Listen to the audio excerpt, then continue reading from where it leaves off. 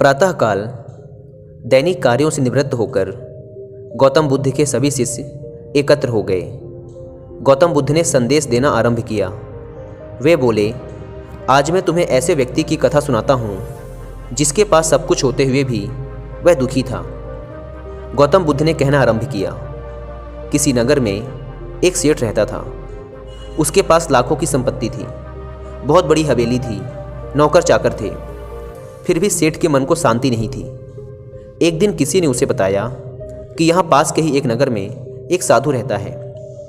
वह लोगों को ऐसी सिद्धि प्राप्त करा देता है कि उससे मनचाही वस्तु मिल जाती है। सेठ उस साधु के पास गया और उसे प्रणाम करके निवेदन किया, महाराज, मेरे पास धन की कमी नहीं है, पर फिर भी मेरा मन बहुत अशांत रहता है। आप कुछ ऐसा उपाय बता दीजिए कि मेरी अशांति दूर हो जाए। सेठ ने सोचा कि साधु बाबा उसे कोई ताबीज दे देंगे या और कुछ कर देंगे जिससे उसकी इच्छा पूरी हो जाएगी और उसका मन हमेशा के लिए शांत हो जाएगा। लेकिन साधु ने ऐसा कुछ भी नहीं किया, बल्कि अगले दिन उसने सेठ को धूप में बिठाए रखा और स्वयं अपनी कुटिया के अंदर छाया में जाकर चैन से बैठा रहा। गर्मी के दिन थे। सेठ का बुरा हाल हो गया।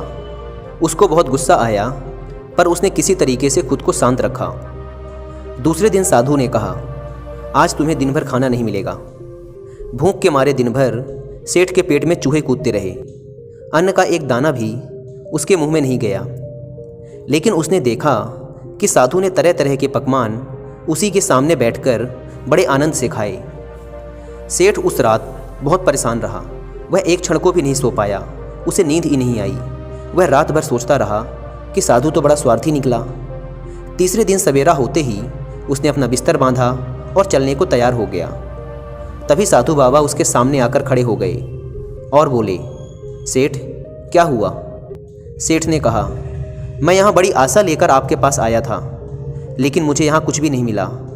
उल्टे मुझे ऐसी मुसीबतें उठानी पड़ी जो मैंने अपने जीवन में कभी नहीं उठाई, इसलिए मैं जा रहा हूँ। साधु हंसकर बोला, मैंने तुम्हें इतना कुछ दिया पर तूने कुछ भी नहीं लिया। सेठ ने आश्चर्य के भाव से साधु की ओर देखा और बोला, आपने तो मुझे कुछ भी नहीं दिया। साधु ने कहा, सेठ, पहले दिन जब मैंने तुम्हें धूप में बिठाया और स्वयं छाया में बैठा रहा, तब मैंने तुम्हें बताया कि मेरी छाया तेरे काम नहीं आ सकती। जब मेरी बात तेरी समझ में नहीं आई तो दूसरे दिन मैंने तुम्हें भूखा रखा और स्वयं खूब अच्छी तरह खाना खाया। उससे मैंने तुम्हें समझाया कि मेरे खा लेने से तेरा पेट नहीं भर सकता। सेठ, याद रख, मेरी साधना से तुझे सिद्धि नहीं मिलेगी। तूने अपना धन अपनी मेहनत से कमाया है और शांति भी तुझे अपने पुरुषार्थ, साधना और अपनी मेहनत से ही मिलेगी। सेठ की आंखें खुल गई। अब उसे अपनी मंजिल पर पहुंचने का रास्ता मिल गया था।